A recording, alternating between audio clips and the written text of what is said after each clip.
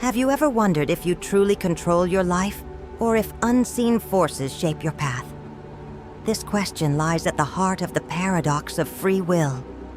We live each day making choices, big and small, believing they're our own. But what if these choices aren't as free as we think? The debate surrounding free will has puzzled philosophers, scientists, and religious thinkers for centuries. Could it be that our sense of choice is just a comforting illusion? Science, philosophy, and religion each offer unique perspectives on this mystery, yet none fully unravel it. Imagine a life where every decision is part of a grand design beyond your control. Would you find peace or despair in such an existence? This exploration isn't just academic. It touches our very core, questioning if we're architects of our fate or simply players in a pre-written script. As we delve into science, philosophy, religion, and existential thought, we'll explore different lenses on free will and destiny. Along the way, we'll confront unsettling questions about our choices and the extent of our control over life. The journey ahead may not provide clear answers, but it promises a deeper understanding of who we are and what it means to choose or be chosen. For a path, are we truly free, or are we merely following a path set before us? Let's embark on this exploration together, challenging the idea of free will and uncovering its paradoxes layer by layer. Science has made groundbreaking strides in understanding the human brain, yet it raises troubling questions about free will. Neuroscientists have discovered that the brain often makes decisions before we're even aware of them. In studies, participants are asked to make simple choices, like pressing a button. Amazingly, brain scans reveal activity indicating a decision seconds before the person consciously decides. This suggests our choices may be predetermined by unconscious processes. Imagine standing at a crossroads, deciding which path to take. While you feel in control, neuroscience hints that the choice was set moments before you even realized it. These findings challenge the core of what we consider free will. If our brains decide before we become aware, how much agency do we really have? This idea unsettles the comforting notion that we control our actions, sparking debates among scientists and philosophers alike. Despite these findings, many scientists argue that free will may still exist, albeit in a different form than we imagine. Rather than making completely independent choices, our brains might operate like a complex network, combining genetics, experiences, and environment to guide decisions. This perspective doesn't fully dismiss free will, but reframes it.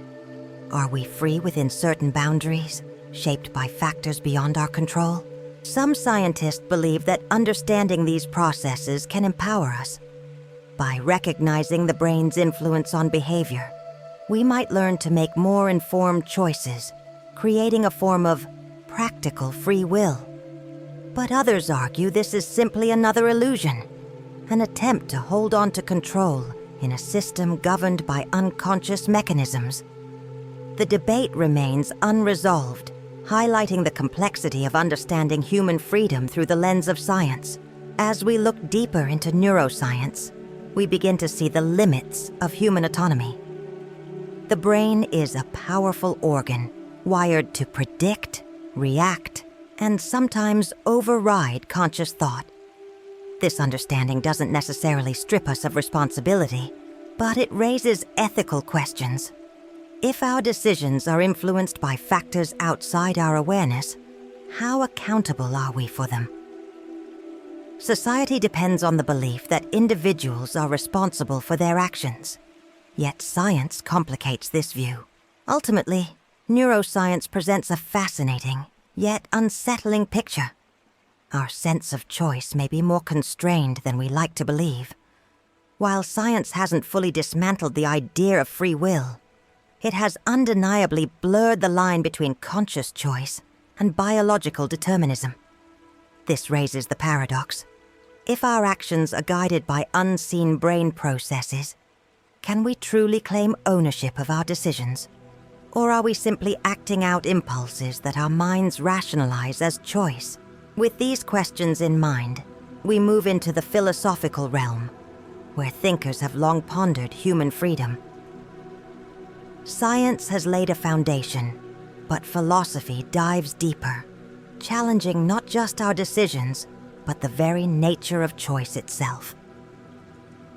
As we explore, we'll see that the question of free will isn't just a scientific mystery. It's a philosophical puzzle that cuts to the essence of human existence. Philosophers have debated free will for centuries, grappling with whether humans truly control their choices or are bound by the fabric of reality itself. One school of thought, determinism, argues that every event is the inevitable result of preceding events and natural laws. If this is true, then every decision we make follows a chain of cause and effect dating back to the dawn of time. In this view, we are like characters in a story, following a script we never wrote. But some thinkers propose an alternative, known as compatibilism, which attempts to reconcile free will with determinism. Compatibilists argue that even in a determined universe, we can still make meaningful choices. To them, freedom is not about absolute independence from causality, but about acting in alignment with one's desires and intentions. In this sense, we're free as long as we're not externally coerced, even if our choices are influenced by prior causes. Then there's libertarianism in philosophy, not to be confused with the political ideology. Philosophical libertarians reject determinism, believing that humans possess genuine free will and can make truly independent choices. They argue that if free will didn't exist, moral responsibility would lose its foundation. How could we hold anyone accountable for their actions if they had no real control over them? For libertarians, free will is essential to justice, morality, and human dignity. Imagine choosing between two paths. Determinism suggests both paths are part of a grand, unchangeable design. Compatibilism allows us to choose freely within that design. And libertarianism believes we're fully in charge, able to carve new paths. Each perspective raises questions not just about choice, but about identity. Are we the sum of our choices, or are we shaped by forces beyond our understanding? Philosophers also explore the illusion of free will, the idea that our perception of choice is a mental construct. Some argue that while we feel as though we're making decisions, our minds might simply rationalize actions we're unconsciously bound to take. This is unsettling, because it suggests that our cherished sense of autonomy might be nothing more than a comforting story our brains tell us. The implications are vast. If free will is an illusion, what does that say about the human experience? Are love, ambition, and sacrifice genuine choices? Or are they predetermined by the complex machinery of our minds? This philosophical perspective challenges us to look deeper into our motivations and question the very essence of what it means to choose. As we leave the realm of philosophy, the debate over free will remains unresolved. Each theory, determinism, compatibilism, and libertarianism, offers valuable insights, but leaves us with more questions than answers. Can we ever truly know if we are free? Or is that knowledge itself beyond our reach? Philosophy brings us closer to understanding the paradox, but it does not dissolve it. With these questions lingering, we turn to religion, where the concept of free will takes on a different dimension. Here, free will is often seen through the lens of morality, divine purpose, and the soul. Unlike science and philosophy, religion seeks not just to explain free will, but to guide how we should use it. As we explore, we'll see how different faiths wrestle with free will, destiny, and our place in a universe that may or may not allow us to choose. In religion, free will is more than an intellectual puzzle. It's a cornerstone of morality and faith. Many traditions see free will as a gift from a divine creator, giving humans the power to choose right from wrong. But this gift comes with a paradox. If a higher power knows all, past and future, are our choices truly free? Predestination argues that our lives are part of a divine plan, predetermined by forces beyond our control. In this view, free will and fate coexist in a delicate balance. Consider Christianity, where beliefs vary widely. Some branches, especially within Calvinism, embrace the idea of predestination, suggesting that God has already chosen those who will be saved. For others, free will is essential. They believe God grants people the freedom to choose their path, with consequences attached to each choice. This perspective values human agency, framing life as a test where each decision has moral weight. In Islam, the concept of qadar, or divine decree, emphasizes that while God knows and wills everything, humans still have the capacity to choose within this framework. The Quran often reminds believers that they are accountable for their actions, yet it also teaches that nothing happens outside God's will. This duality suggests that our choices matter, but they unfold within boundaries set by a higher power. Hinduism introduces the idea of karma, where actions in one life shape the next.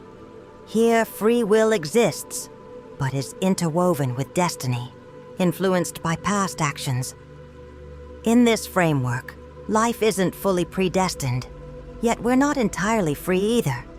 Our choices matter, but they're shaped by previous lives and actions, creating a complex web of cause and effect across lifetimes. In these religious views, free will isn't just about making choices. It's about responsibility and spiritual growth. The possibility of divine judgment implies that humans are accountable for their actions, reinforcing the belief that we hold the power and responsibility to shape our paths. Yet the paradox remains. Can we truly choose, or are we fulfilling a role in a divine story written beyond our understanding? For many believers, reconciling free will with an all-knowing deity is a profound challenge. Faith provides comfort, offering a framework where free will and divine knowledge coexist. This tension allows individuals to exercise choice while believing in a greater purpose that guides their lives. But the debate doesn't end here. Some question if faith itself is chosen or given, adding another layer to the paradox. As we navigate religious interpretations of free will, one thing becomes clear. Faith offers a path through the uncertainty. Religion seeks to provide meaning where science and philosophy often leave ambiguity. Through moral guidelines and spiritual teachings, believers find direction, even if they never fully resolve the question of free will. Leaving the domain of religion, we now turn to existential questions that challenge both believers and non-believers alike. Beyond science, philosophy, and religion lies the raw human experience, a daily struggle with choice, responsibility, and the search for purpose. Here we confront the paradox head-on, questioning not just our choices, but the meaning we assign to them. As we step into existential thought, the question of free will becomes deeply personal. Existentialism posits that humans are condemned to be free, as philosopher Jean-Paul Sartre famously stated. According to the existentialists, we bear the full weight of responsibility for our actions, despite living in an unpredictable and often indifferent universe. This perspective pushes us to confront not only the choices we make, but also the meaning, or lack thereof, that we attach to those choices. Imagine standing on the edge of a cliff, facing the vast unknown. Existentialism argues that life is much like this, a series of choices made in the face of uncertainty. For existentialists, the ability to choose is both a freedom and a burden, as every decision shapes our identity, and by extension, our reality. The challenge is in accepting this freedom without succumbing to despair or feeling paralyzed by the overwhelming responsibility it entails. Yet, existential thinkers also recognize the anguish that accompanies true freedom. If there is no inherent meaning to life, then every person must create their own purpose. This responsibility can lead to what existentialists call existential angst or dread, the fear that, without predetermined meaning, our lives are void of purpose. This dread forces us to confront the paradox of choice. We are free to choose, but our choices often feel insignificant in the grand scheme. The existential view suggests that, while we are free, our freedom is not absolute. We are limited by circumstances, genetics, and social conditioning, which shape who we are and what we desire. Yet, existentialists would argue that within these limits, we possess a profound freedom to define ourselves. This freedom is what makes life meaningful, even if that meaning is self-created rather than universal. Existentialism doesn't offer comforting answers, but it does provide a framework for embracing the unknown. Rather than seeking certainty, it invites us to live authentically, making choices aligned with our true selves. In this view, freedom lies not in avoiding limitations, but in accepting them and acting within them. This acceptance is what existentialists believe allows us to find peace in an otherwise uncertain existence. In grappling with these questions, we see that the paradox of free will touches every aspect of our lives, from daily decisions to life's most profound moments. Are we truly free, or are our choices bound by forces we cannot control? Existentialism suggests that freedom is not about escaping these forces, but about finding meaning within them. As we reflect on science, philosophy, religion, and now existentialism, we realize that each offers a unique perspective on the question of free will. None provide definitive answers, but each sheds light on the complex nature of choice and control.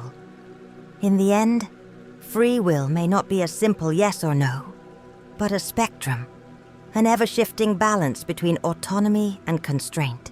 With this understanding, we approach the conclusion, where we consider how to find peace within the paradox of free will. Rather than seeking to solve it, perhaps our goal is to live with it, to embrace the ambiguity, and let it shape our journey.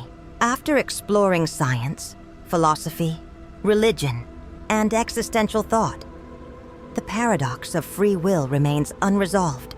Each perspective offers pieces of understanding, but no final answer. We see that free will is both empowering and elusive, a dance between our perceived control and the vast influences that shape us. In this ambiguity lies a truth. Life's meaning may not depend on solving the mystery, but on living it. Perhaps peace doesn't come from certainty, but from embracing the unknown. We may never know if our choices are entirely our own, or if they are guided by forces beyond us. But in facing this paradox, we gain something precious: the courage to live authentically, to choose as though our decisions matter, even in the face of uncertainty. This journey isn't about reaching a final destination, but finding value in each step, each decision, and each moment of reflection. Whether our lives are predetermined or shaped by free will, we can find purpose in the simple act of choosing, living each moment fully, aware of the mystery that surrounds us. In the end, the paradox of free will becomes less a problem to solve and more a path to walk, with all its beauty and uncertainty.